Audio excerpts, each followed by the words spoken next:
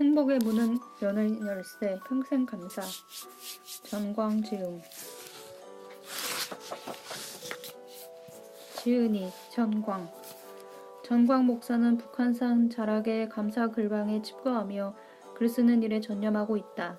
그의 소박한 꿈은 날마다 말씀과 함께 생활 속에서 작은 감사를 실천하고 평생 글로 그리스도인들을 섬기는 것이다.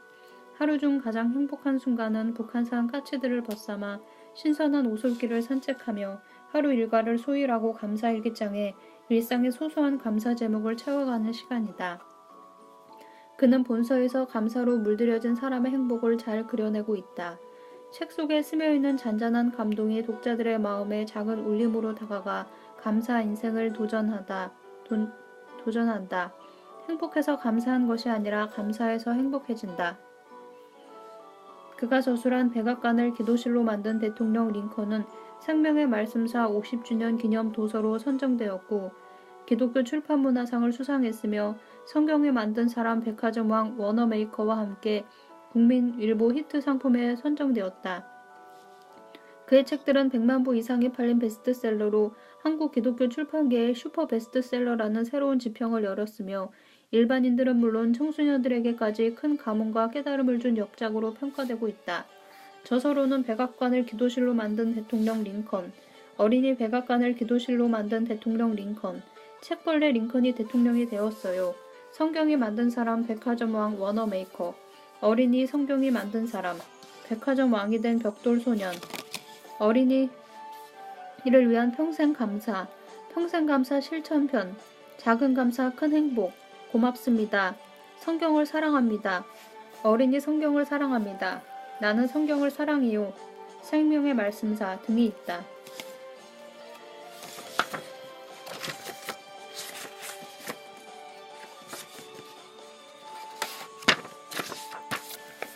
프롤로그.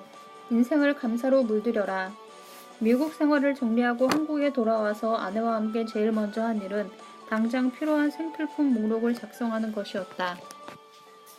하나둘 적어 내려가다 보니 의외로 필요한 물품들이 많았다. 불현듯 미국에 처음 도착했을 때 아무것도 없는 아파트 카페 뒤에 신문지 한 장을 깔아놓고 밥 한 끼를 먹었던 기억이 떠올랐다. 며칠 동안 신문지 바닥 위에서의 식사는 계속되었지만 그곳에서 8년 넘게 살다 돌아올 즈음 짐을 정리하다 보니 너무 많은 짐보따리에 나 스스로도 놀랐었다. 한국에 도착해서도 역시 우리 가족은 방바닥에서 신문지 한 장 깔고 밥 한 끼를 먹는 것으로 단출하게 시작했는데 1년 후에 세월이 흐르고 나서 보니 운동장같이 넓게만 여겨졌던 집은 구석구석 물건들로 가득 차버렸다. 사회학자들의 분석에 따르면 1950년대 지구촌 사람들에게 필요한 생필품은 72가지였고 절대 필요한 필수품은 18가지였다고 한다.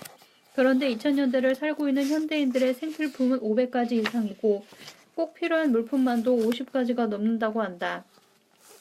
필요한 생필품을 더 많이 누리며 사는 현대인들이라고 과연 5, 60여 년 전 사람들보다 더 행복하고 감사할까? 내가 살던 시골에 전기가 처음 들어온 것은 초등학교 6학년 때였다. 전기가 처음 들어온 날 우리 집에는 벼 수확을 마친 동네 아저씨들이 저녁 식사를 하기 위해 모여 있었다. 방 안에서는 전기 기술자가 가설 작업을 하다 일이 늦어져 호롱불을 켜고 한창 마무리 작업에 열중하느라 분주했고 나는 호기심 어린 눈망울로 전등이 켜지기만을 눈이 빠져라 시켜보았다. 마침내 대낮처럼 밝은 형광등이 반짝 켜졌을 때 내 입에서는 탄성이 터져 나왔다. 그때의 기쁨과 놀라움은 지금도 잊혀지지 않는다. 그 얼마 지나지 않아 마을에서 가장 잘 사는 친구네가 흑백 텔레비전을 들여놓았는데 나는 텔레비전을 보기 위해 부모님과 친구의 눈치를 번갈아 살피며 문지방에 달다시피 친구네 안방을 들락거렸다. 그때 나는 속으로 우리 집에도 저런 근사한 텔레비전이 있으면 얼마나 행복할까 생각하며 친구를 몹시 부러워했다. 중고등학교 때는 녹음기를 가지고 영어 회화를 공부하는 친구가 부러웠고 소풍 갈 때도 카메라를 어깨에 둘러매고 가는 몇몇 친구들을 부러워하는 눈길로 바라보곤 했었다. 요즘 경제적으로 많이 어렵다고 한다. 하지만 불과 30년 전과 비교했을 때 우리의 삶은 의식주 모든 면에서 풍족함을 누리며 살고 있다. 그 당시에는 감히 상상조차 할 수 없었던 승용차를 대다수의 사람들이 소유하고 있고 휴대폰도 어른 자녀들에게까지 하나씩 갖고 있다. 내가 중학교 다닐 때만 해도 전화를 걸려면 읍내 우체국까지 자전거를 타고 가야 했는데 지금은 시골 벽촌에서도 전화 없는 가정이 없을 만큼 전화는 필수품이 되었다. 텔레비전도 요즘은 벽걸이형에다 디지털 화면으로 발전했다. 컴퓨터, 냉장고, 세탁기, 선풍기, 에어컨, 김치냉장고, 디지털 카메라, 냉온 정수기, 가습기, mp3, 러닝머신 등의 운동기구까지 많은 사람들에게는 필수품이 되어버렸다. 옛날에는 왕도 제철이 아니면 먹을 수 없었던 신선한 과일을 이제는 사시사철 먹을 수 있다. 옛날로 돌아간다면 지금의 생활이 왕들도 부러워할 만큼 호사스럽다는 생각이 든다. 가마를 타고 다니던 왕이 자동차를 타고 가는 사람을 본다면 얼마나 부러워하겠는가. 이처럼 대다수의 사람들이 넉넉하고 편리한 생활 속에 살고 있지만 과연 궁색했던 옛날 사람들에 비해 더 행복할까? 안타깝게도 현대인의 삶은 메마르고 영적으로 침체되어 있다. 그리고 이런 삶에는 한 가지 공통점이 있다. 바로 감사가 없다는 것이다. 행복해지려면 감사의 눈을 떠야 한다. 많이 가졌다고 행복해지는 것이 아니라 감사하는 사람만이 행복할 수 있다. 행복은 소유의 크기가 아니라 감사의 크기에 비례한다. 감사하는 사람은 행복하다. 감사가 바로 행복의 문을 여는 열쇠이기 때문이다. 나는 이 책을 읽는 모든 이들이 인생에서 가장 소중한 것이 무엇인지 발견하게 되기를 바란다. 그래서 이전과는 다른 인생이 되길 바란다. 무엇보다도 이전에 감사 없는 메마른 인생에서 작은 것에 감동하며 사는 감사 인생이 되길 바란다. 그저 한순간 바짝 감사하고 마는 인생이 아니라 평생 감사하는 행복한 인생이 되길 소원한다. 물론 하루아침에 감사를 생활화하기는 힘들 것이다. 그러나 조금씩 감사를 실천하다 보면 언젠가 평생 감사하는 인생이 될 수 있음을 나는 확신한다. 감사는 깨닫는 자의 것이기 때문이다.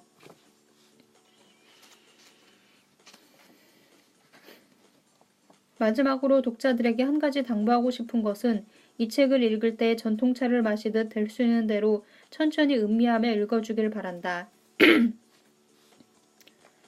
전통차는 입안에 오래 머금었다가 음미하며 마셔야 맛과 향기가 우러나 깊은 맛을 제대로 느낄 수 있다. 이 책도 천천히 음미하며 읽어야만 진한 감사의 맛과 향기를 느끼게 된다. 마음의 여유를 갖고 책 속의 내용처럼 감사거리를 찾아 자신의 삶 속에 적용해 본다면 이전과는 전혀 다른 삶이 펼쳐질 것이다. 부디 많은 이들이 본서를 통해 감사 바이러스에 감염되어 행복한 인생이 되길 바라고 가정과 직장, 교회, 나아가서 사회를 감사로 물들인다면 나로선 더 이상 바랄 것이 없겠다. 자, 그럼 지금부터 행복한 인생이 되기 위해 감사의 여행을 함께 떠나보자.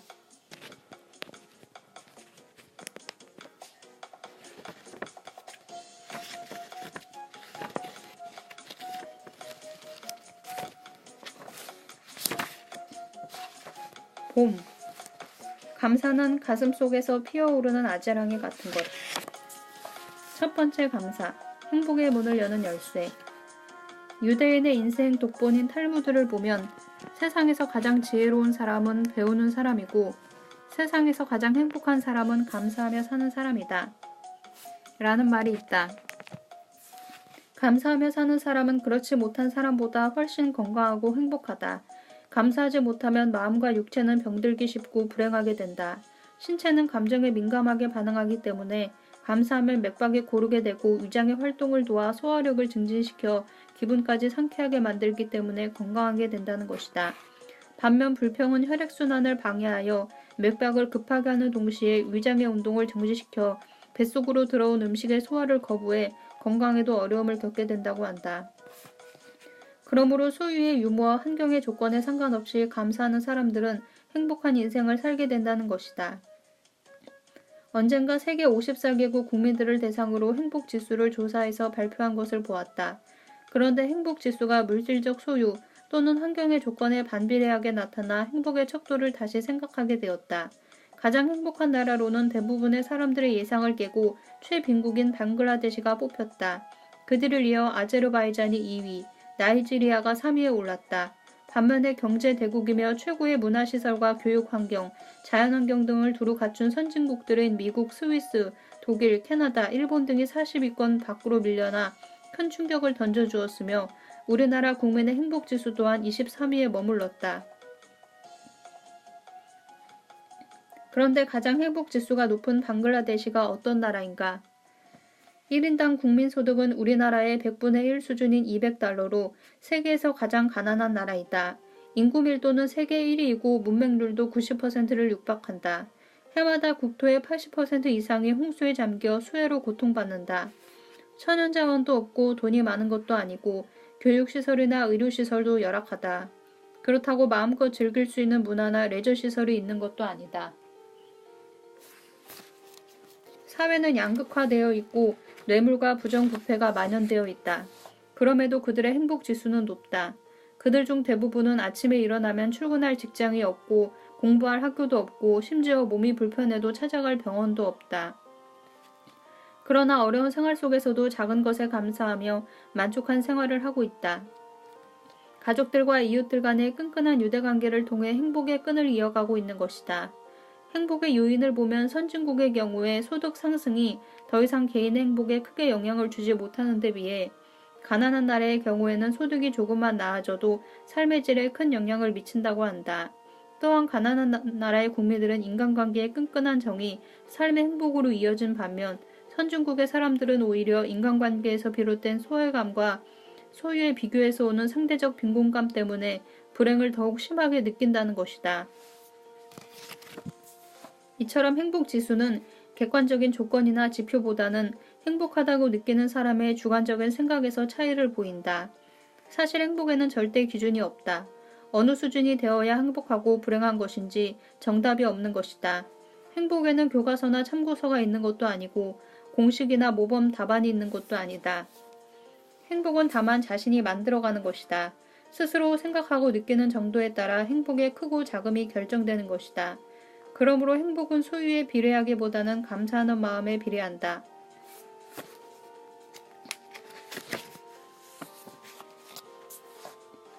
행복은 없는 것에 관심을 가지는 것이 아니라 있는 것에 자족하는 것이다. 있는 것을 소중하게 여기고 감사하는 사람이 행복한 인생을 살게 된다. 없는 것에 대한 불평이 있는 것에 대한 감사로 변할 때 비로소 행복한 인생이 되는 것이다. 남들보다 가진 것이 없어도 있는 것에 대해서 자족하고 작은 것이라도 내 삶을 채워주는 조건이 있다면 감사하며 사는 것이 곧 행복이다. 그래서 칼 힐티는 그의 행복론에서 행복의 첫 번째 조건을 감사로 꼽았다. 감사하라, 그러면 젊어진다. 감사하라, 그러면 발전이 있다. 감사하라, 그러면 기쁨이 있다. 지극히 작은 일에도 감사히 여길 수 있는 마음을 가진 사람은 행복지수도 높다. 사람은 행복해서 감사하는 것이 아니라 감사하며 살기 때문에 행복해지는 것이다. 감사는 분명 행복의 문을 여는 열쇠이다.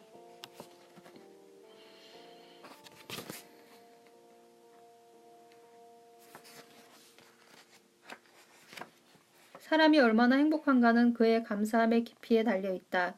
감사할 줄 모르면서 행복한 사람을 만날 수 있을까?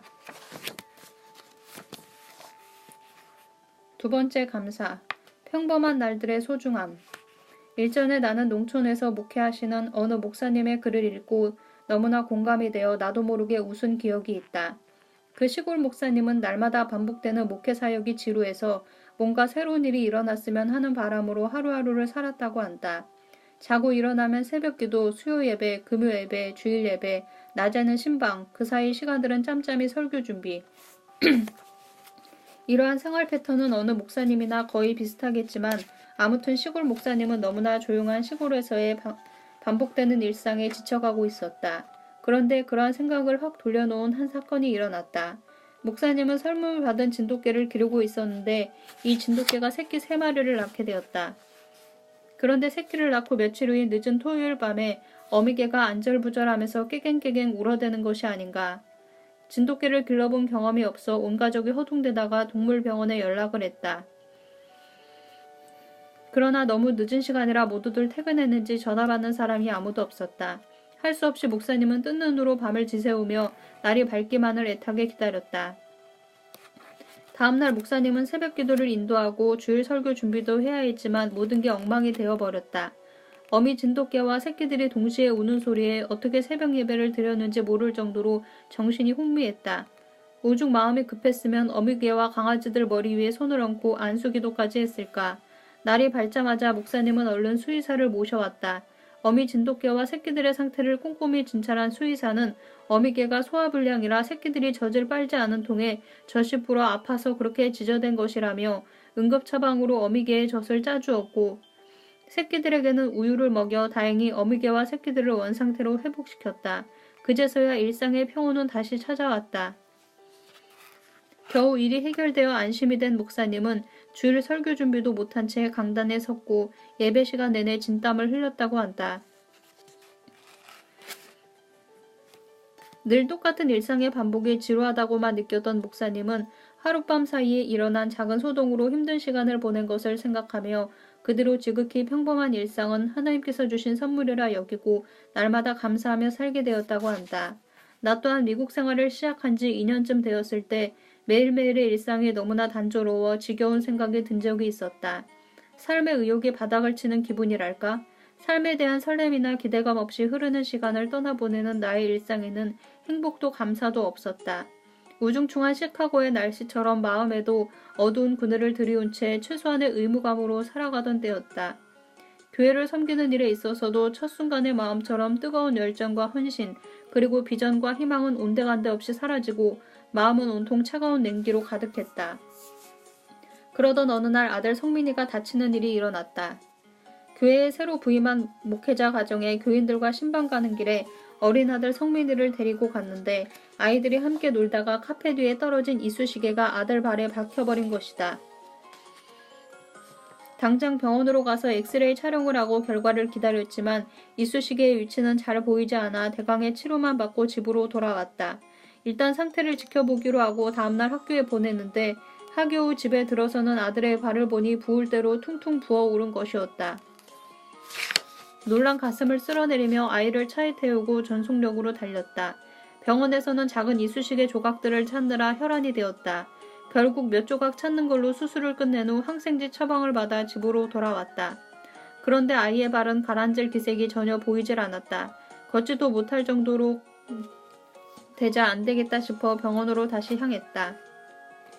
이번에도 수술대에 오른 어린 아들은 아프다고 비명을 질러댔다. 이번에도 이쑤시개와 관련된 이물질은 찾지 못했다. 결국 담당 의사가 MRI 촬영을 권했지만 우리의 형편으로는 비용이 너무 많이 드는 일이라 선뜻 대답을 하지 못하고 차일피일 미루고 있었다. 어린 아들은 못난 부모 때문에 약 7개월을 고생했고 다행히 의사의 주선으로 MRI 촬영을 무료로 받게 되어 마침내 바늘처럼 가느다란 이쑤시개 조각 하나를 빼낼 수 있었다. 나중에 현상한 필름을 보니 이쑤시개에 부러진 반쪽이 네 번째 발가락 뼈에 교묘하게 딱 달라붙어 있었고 뼈의 일부분과 똑같이 바늘처럼 하얗게 보여 육안으로 식별하기에도 불가능해 보였던 것이다. 이렇게 이쑤시개 가시를 빼내고서야 아들의 발이 아물기 시작했다. 나는 몇 달 동안 날마다 아들의 발을 보듬으며 주님의 피 묻은 손으로 안수해 주실 것을 눈물로 기도하였다. 그때 비로소 일상의 평범함이 얼마나 소중하고 감사한 것인지 가슴 깊이 깨달았다. 아이들이 아침에 학교에 갔다가 오후에 돌아오고 아내가 아침에 일터로 나갔다가 저녁에 돌아오고 나 또한 주님의 교회를 섬기는 일로 아침에 출근했다가 저녁에 돌아오는 일이 지극히 평범한 일상이지만 감사하고 감격하며 살아야 할 하나님의 은총의 시간임을 값비싼 대가를 지불하고서야 알게 된 것이다. 평범한 일상의 소중함을 깨닫지 못한 채로 7개월 동안 병원을 다니는 일에 매주 또는 격주 월요일마다 시간을 반납하면서 평범한 일상의 소중함에 관한 훈련을 받아야 했다. 그것도 아들의 고통당하는 모습을 직접 지켜보면서 말이다. 그 일 이후 지금까지 평범한 일상을 감사하려고 노력하고 있다. 무엇보다도 하나님의 말씀을 다시 묵상했고 말씀을 통해서 감사를 회복하게 되었다. 그리고 감사하게도 내 인생의 가장 어둡고 힘들었던 시기에 말씀을 통해 인생의 비전을 발견하게 되었다. 또한 감사를 회복하는 것과 동시에 다시 희망과 기쁨, 열정, 헌신, 눈물을 회복하였다. 감사가 내 인생을 밝은 빛 가운데로 이끌어준 것이다. 평범한 삶에 대해 감사하는 자세는 하나님께 드리는 최고의 감사 기도이다. 버이킷